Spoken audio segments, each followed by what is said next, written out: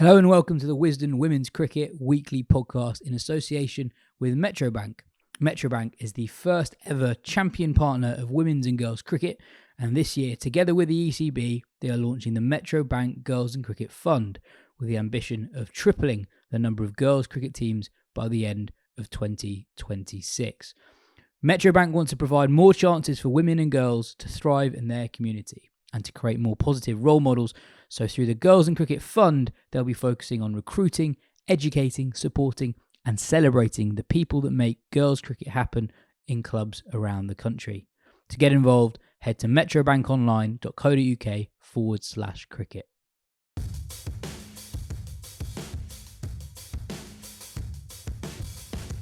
There was some big news yesterday evening. So Yorkshire's Tier 1 status has been brought forward a year, meaning that they will become a Tier 1 county in 2026 rather than 2027, but still not in line with the original 8 who become Tier 1 in 2025. Before I go to Lauren, I'm just going to read out the ECB's justification. The decision to confirm 2026 as the preferred season in which Yorkshire will participate in Tier 1 has been taken to provide greater certainty about the introduction timeline for the club and the existing women's professional playing group as they enter contract negotiations for 2025 from June the 1st. Yorkshire's desire to be part of Tier 1 as soon as possible is clear, and we believe it's the best decision for them, the women's game, and most importantly for the players as they enter a phase of contract negotiation to provide as much certainty as we can about the introduction timeline. Lauren, does it bring more certainty? What were your initial reactions when the news dropped yesterday evening? In short, it probably doesn't bring more certainty. The roller coaster continues, doesn't it? Every time you think that you sort of know the lay of the land, something changes. I mean, fundamentally, it's a good decision in terms of for Yorkshire. You know, the sooner the better from their point of view, for sure, absolutely, no doubt. It's still slightly challenging from a club point of view and from a playing point of view in terms of what that year looks like. You know, playing Tier 2 cricket, what that looks like, whether Yorkshire go down the route of, okay, well, let's run this almost like, you know, if I'm speaking to Yorkshire, I'm saying, well, let's run this like a Tier 1, so we are absolutely ready to rock in 2026. As a player, you still got that, you know, do you leave? Do you stay? What do you do for a year if you want to stay long term? Do you relocate? You know, so there is more certainty of there's a definitive decision made. You're not waiting on any decision to be made, because obviously there's always been this sort of murmur of Yorkshire writing the letter to the ECB and trying to get that reduced. And obviously, you know, we're certain that the decision's been made and we have a timeline. You know, for Durham, I can't imagine, you know, they were hugely revved by the news last night. You're all fighting over the same players, aren't you? So the tussle continues, really. Yeah, and Durham aren't really able to be in the tussle as much as the other initial 7 counties. I mean, just firstly on your Diamond's players.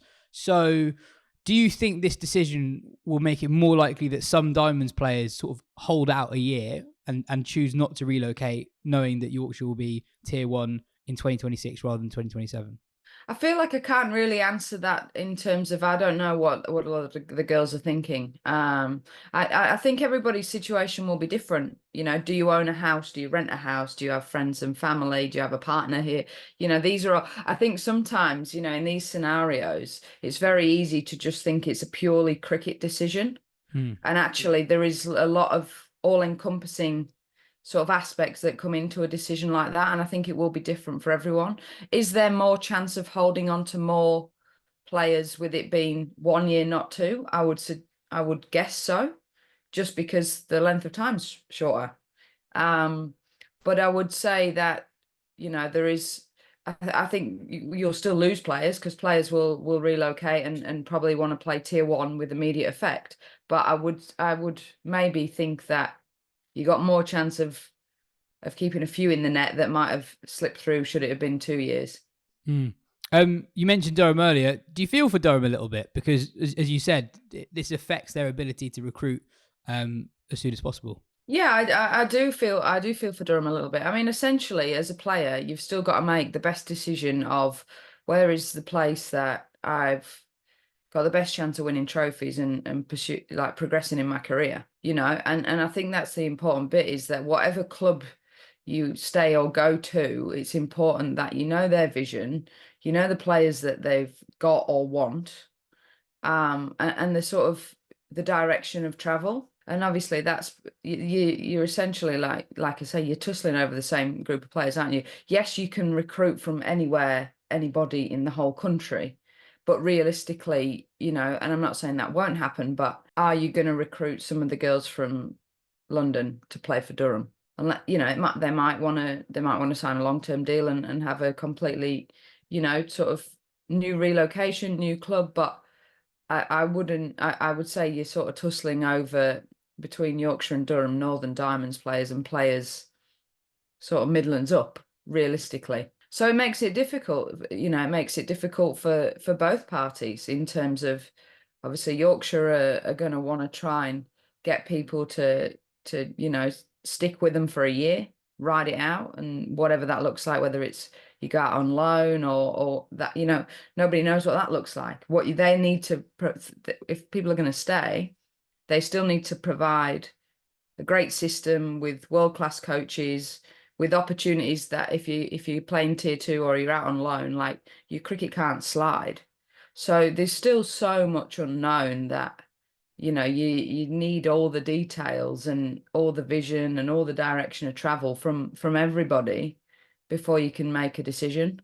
Something we didn't really touch on hugely last week actually was around the timing of the expansion of the domestic playing pool. So obviously we've got 8 regional hubs at the moment. We're going to get to 10 full-time professional teams in 2027. Do you think, in terms of with the talent that currently exists, that time frame is broadly right? Yeah, I do think so. I had this conversation actually with Beth Barrett-Wild about about when's the right time and what's the right time in terms of numbers and teams and whatnot. And I think, I think it is, because I look at the reason I say that is, if I look at some of the players that have been to the, just been out in Sri Lanka with the under-19s, and there's some really good players that aren't getting games at the minute.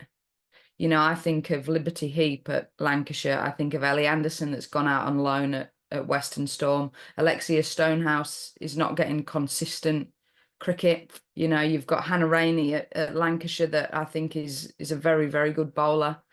So there's still a lot of really good talent carrying drinks. You could easily, you've got a squad of 15 obviously, but you could easily name another 11 players that could constitute a team right now that probably aren't getting game time at their domestic teams when they're at, you look at someone like Alexia Stonehouse, when the South East Stars are at full strength and they've got Farrant available and Alistair Davison Richards and all those sorts of players.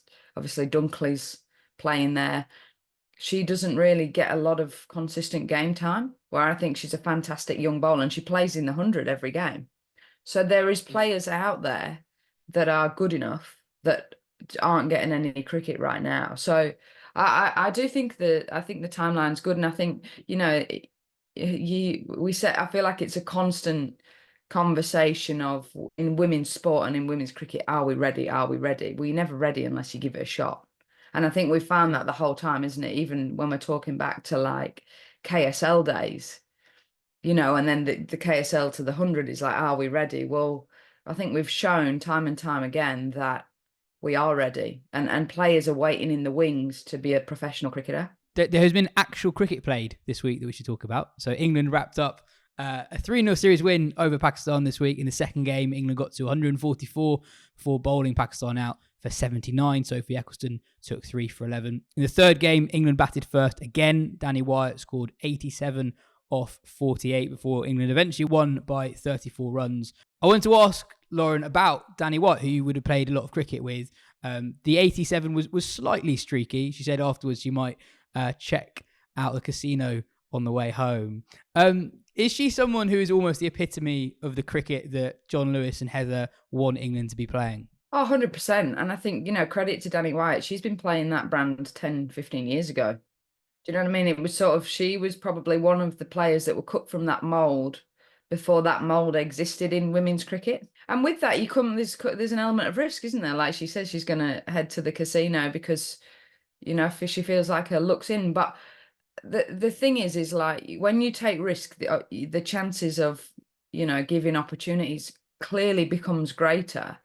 But when Danny Wyatt is in that sort of mood, she's destructive and she's a match winner. And that's what John Lewis wants. He wants match winners. You're not always going to be consistent when you cook from that grain. But what you are is when you fire, you'll be a match winner. And that's probably like I say, she's been doing that for 10 or 15 years. She sort of played that way when nobody else played that way. But yeah, I feel like with John Lewis, he's always trying to push the dial of intent and positivity. And you can always come back from that.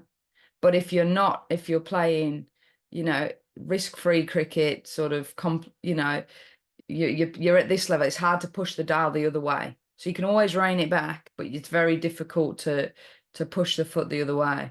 Yeah, and it almost feels like in English cricket in particular, if you're going to failure is almost more acceptable if you're not taking risks. But sometimes you fail because you don't take as many risks, whereas this England team feel like they're really trying to push against that. I mean, there was something that White said after the game that I thought was quite interesting. She said, it's just about making smart decisions and not being reckless. As a player who is, who's known for being an aggressive player, that feels like a very hard balance to strike, to be both aggressive and smart. How does a player actually work on getting that balance right? Well, it's why in T20 cricket it's very difficult to be consistent, isn't it?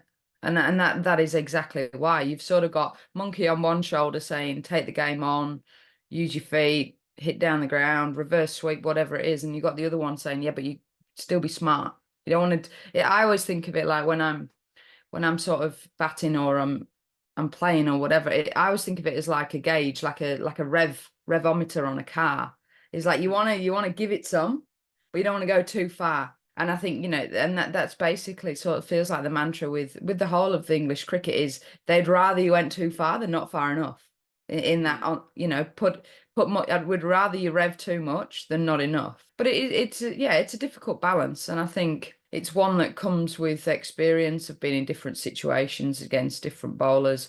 I think the other thing is now is that so many players have got so many options. It's like you've got this toolkit and there's so many that you could pick out. And that's the hard bit. That's the sort of the smart decision-making bit, isn't it? Is like, I've got 20 tools I can use, but in this moment right now, which is the best one to pull out that's still positive, that's still aggressive, that's still looking for boundaries. But I think and that changes every game. There'll be some days where you look at Danny Wyatt, for example, as her strength, as she's so good at hitting over the top, hitting over the offside. But there'll be days where she might have to pull out a reverse, or she might have to pull out a paddle, which aren't her, they're not her go-tos when she's got down the ground available. But if you're on a slow turning wicket, that might be the smart choice, that it's actually really difficult to hit over extra cover. But today I'm going to have to use a different tool. And that's still aggressive. You can reverse sweep. It's still aggressive options, but that's the smart bit.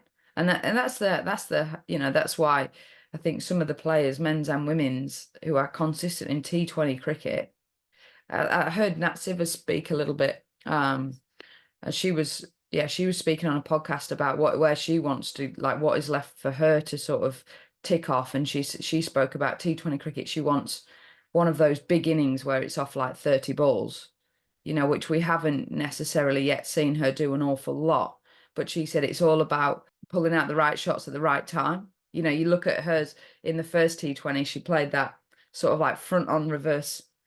Well, it's not even like a sweep. I don't even know what we call it, but it was unbelievable, wasn't it? And then and then she misses out on a reverse. On paper, they're both the same option, but they look different at different times. And that it's been selective in that, isn't it? And that's the art, I guess. When you're trying to encourage players to push the dial towards a more aggressive way, do you almost need to get them to accept that failure is just part of it, especially in T20 cricket, that you almost need to accept taking more risks mean you're going to fail sometimes? And it feels like, reading what Wyatt said after that series, she's quite philosophical about failure because that's just part of the job, really.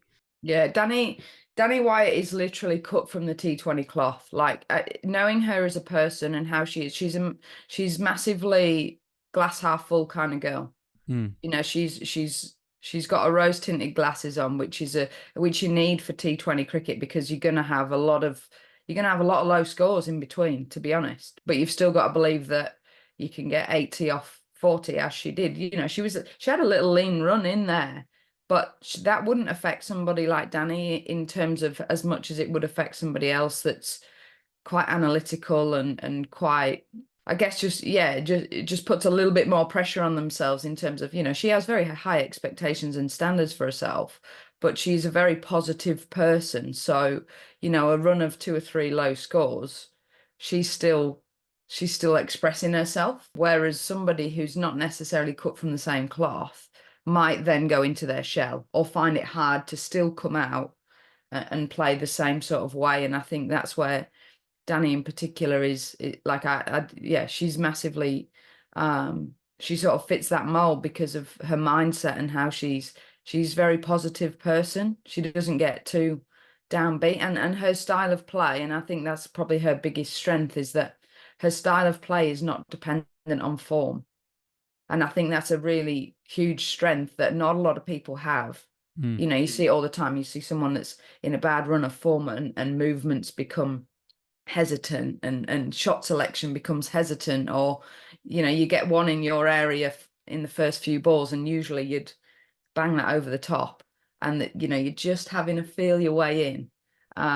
Whereas I don't think her style of play changes dependent on previous results. And it's almost, I sometimes think it's, how do I want to fail today? Okay, well, I want to fail by dictating my way and making the first move. And as long as you do that, like, you're going to get out. There's how many times have you carried your bat in, you know, in cricket, in any cricket? You are going to get out. So it's accepting that piece. With our T20 World Cup hats on, it's not that long until the tournament in Bangladesh later in the year. What do you think England need to do between now and then? What do they need to find out to become almost favourites for that tournament? I think this Pakistan series is a real good opportunity to play a lot of slow bowling. Obviously, conditions are different, but I think, you know, you look at Australia just been out in Bangladesh, and I think there was one game they only played one seamer.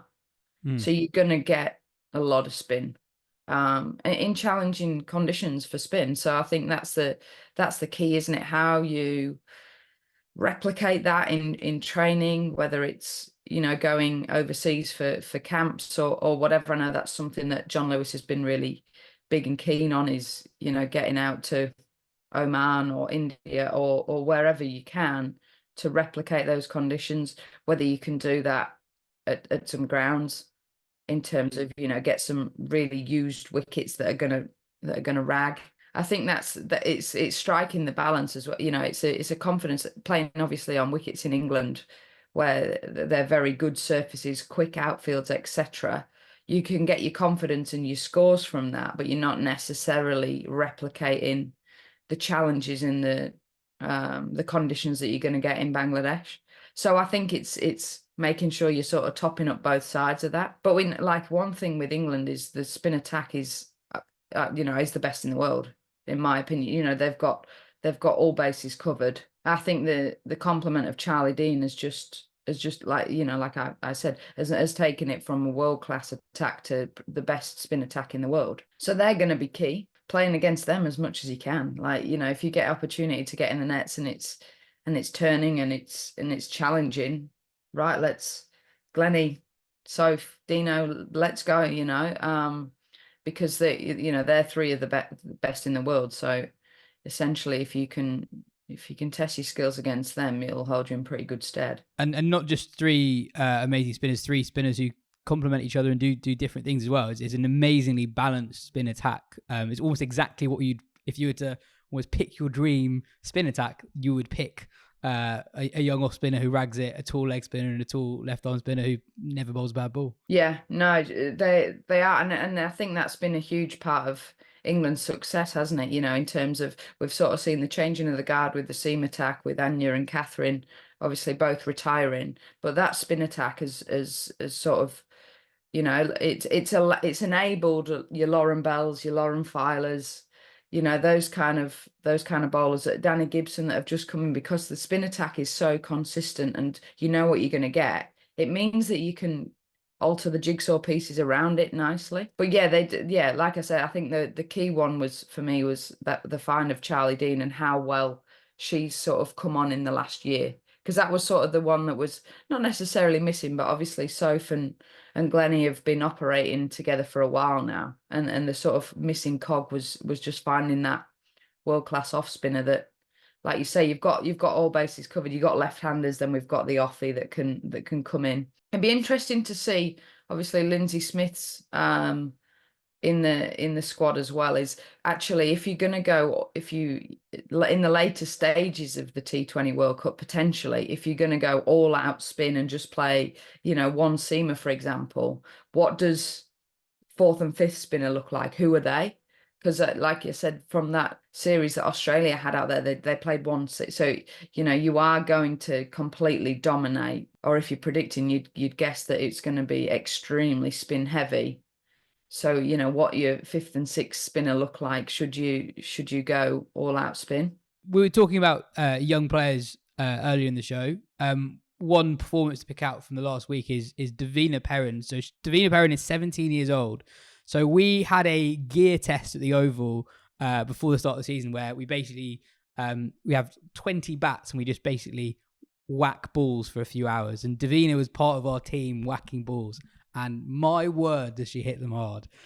She's still just 17 years old. And this week for the Sparks, hit 79 off 48. Lauren, have you seen much of Davina play? Because that's one hell of a knock for a 17-year-old. Yeah, I've seen little bits. I haven't seen an awful lot. I hear a lot about her. Definitely, she's a name that gets thrown around I guess in the same way that sort of an Alice Capsey got thrown around when she was a youngster, was one to watch.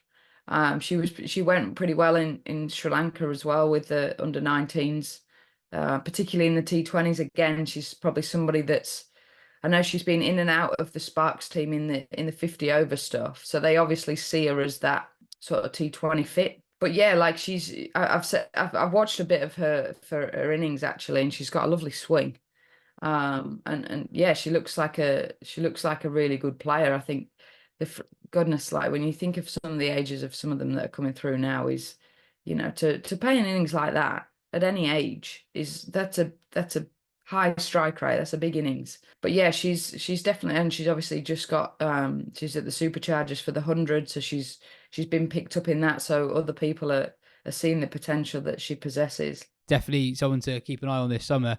We're about to head to an interview with Sarah Bryce. So Sarah Bryce was part of the Scotland side that qualified for their first ever Women's World Cup, either T20 or 50 over. Her sister Catherine was the player of the tournament. Catherine took 4 for 8 and scored 35 not out, scoring the winning runs in the game that Scotland qualified for the tournament. It's a 10-team World Cup. It's a really big deal for Scotland. Lauren, we'll head to Sarah in a second, but she mentioned that so many Scottish players playing regional cricket in England has really helped their development as a team.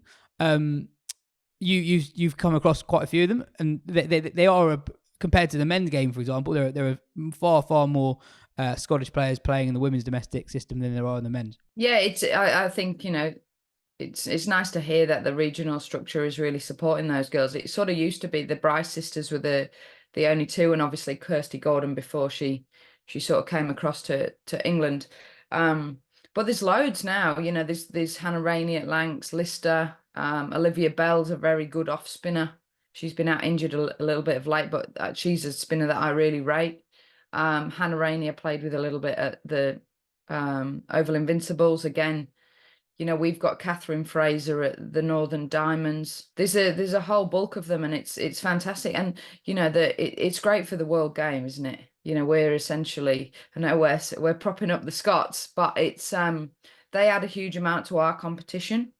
And I think it's just the opportunity to train as a professional cricketer, all week, all year round, and the improvements have been phenomenal. Like I say, it always just used to be sort of the Bryce sisters were the two that came over, and they've played since Kia Super League days.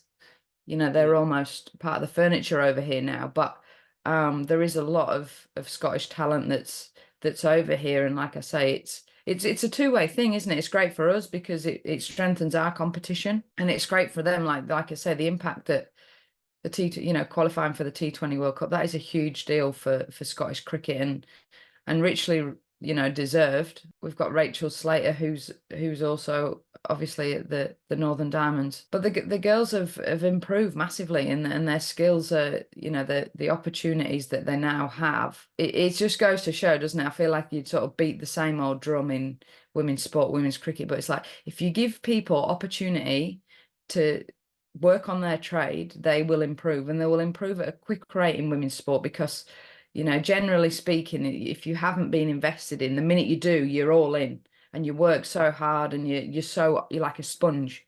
You're just open to learning and taking everything on. And I think, you're sort of seeing that with how good those Scottish girls have become. Well, a date for the diary, 14th of October 2024, England versus Scotland in the World Cup. Here is Sarah Bryce on Scotland's qualification.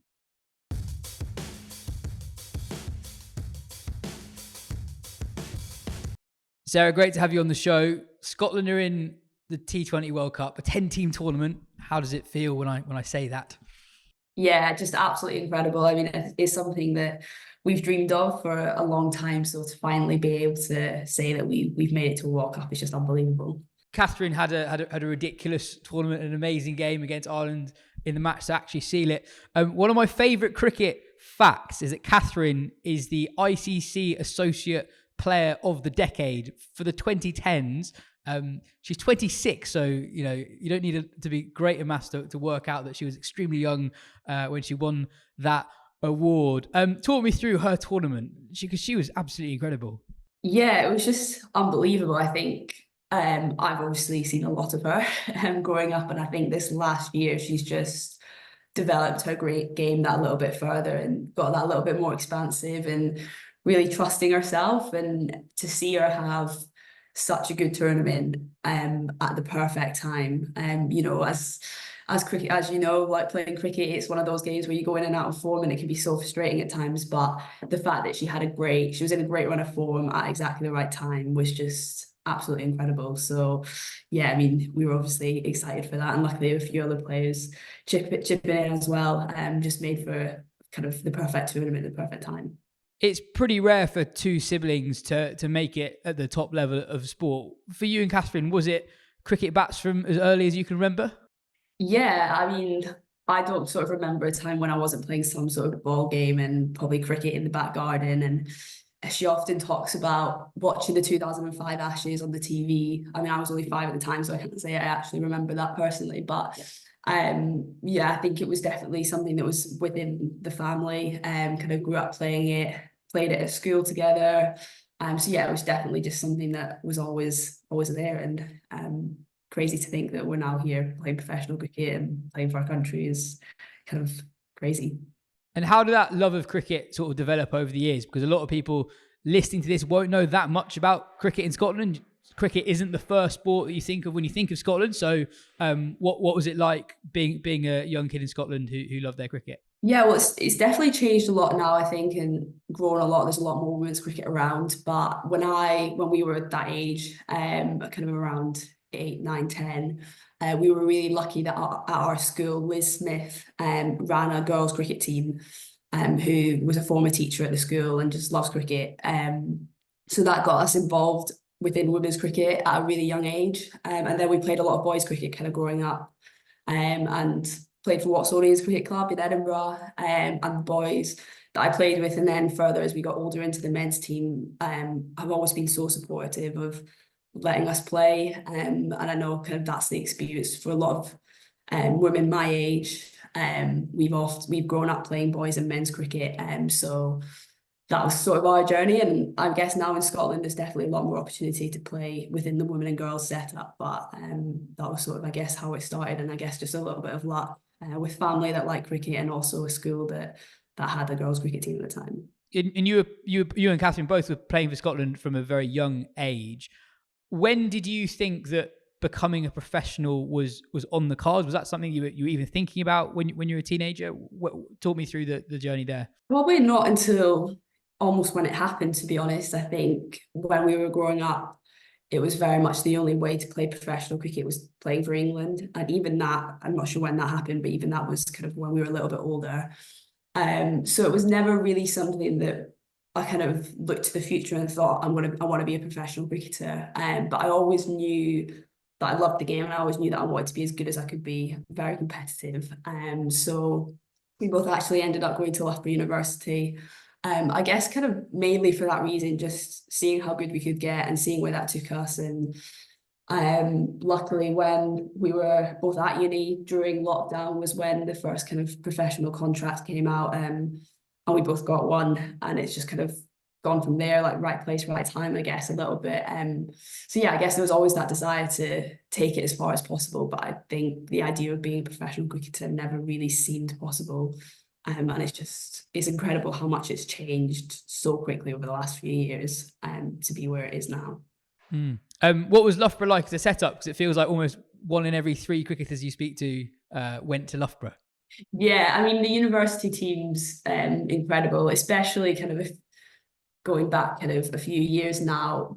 Loughborough was massively the hub that if you wanted to take cricket seriously, that is where you went to university. So like you said, so many of the England team, at least a couple of years ago, were Loughborough graduates. It's probably changing a little bit now with the regional setup. People can kind of be wherever in the country and still have access to that, but 100%. I mean, the cricket at Loughborough is just incredible, as is all the sport really.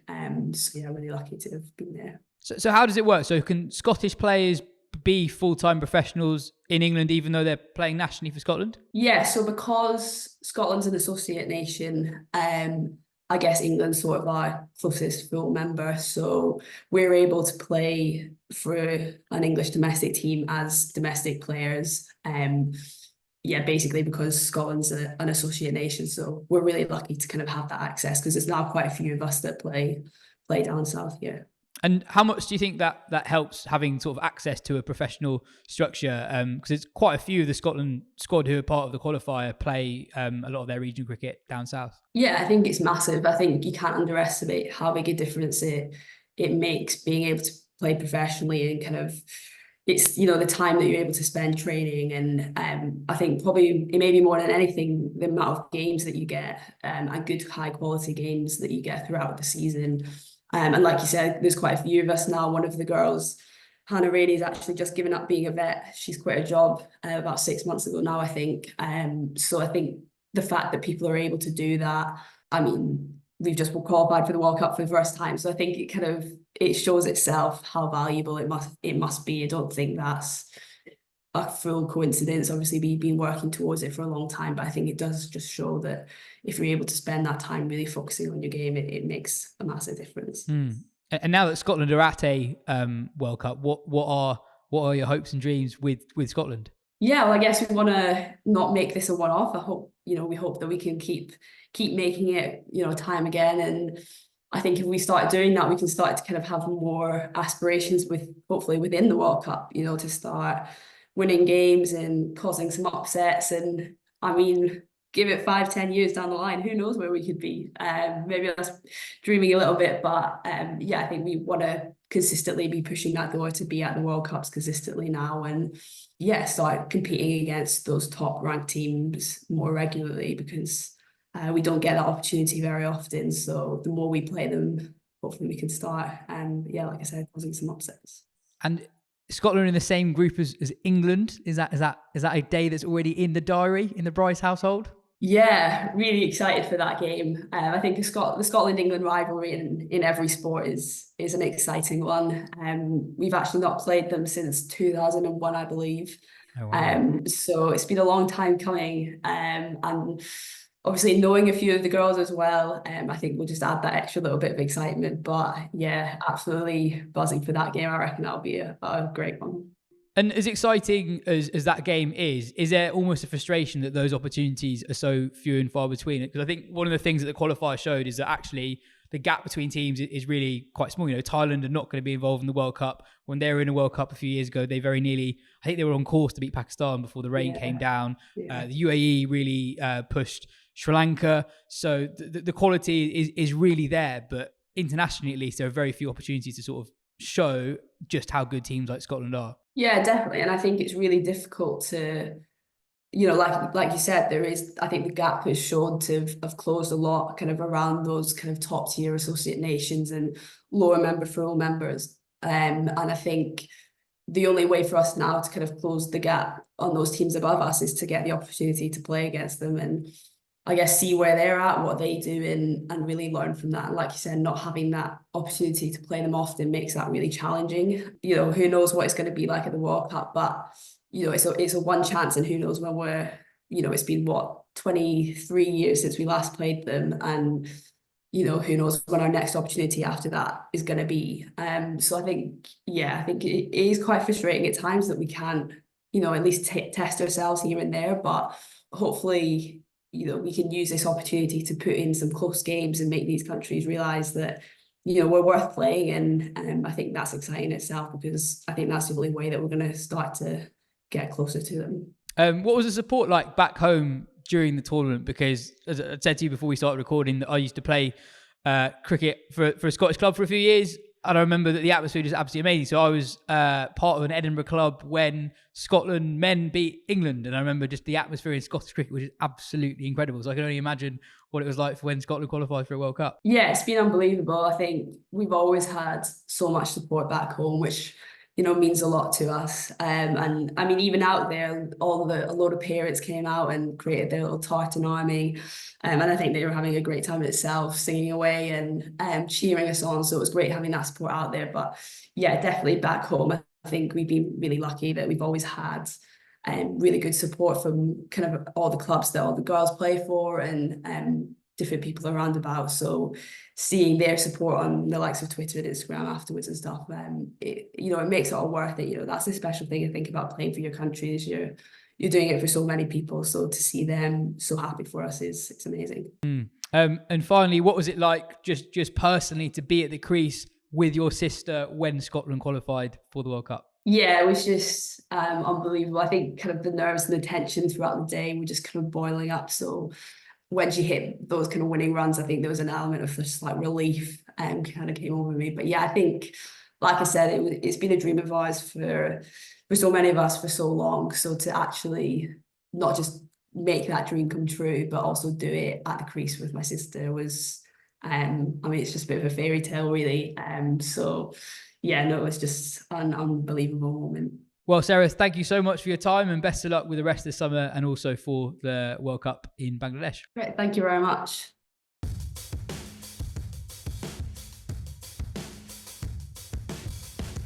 That's all for today's show. This has been the Wisden Women's Cricket Weekly Podcast in association with Metro Bank. The Metro Bank Girls and Cricket Fund, in collaboration with the ECB, aims to triple the number of girls' cricket teams by breaking down barriers and creating supportive and inclusive spaces. Help transform the game. Head to metrobankonline.co.uk/cricket to champion the future of girls' cricket.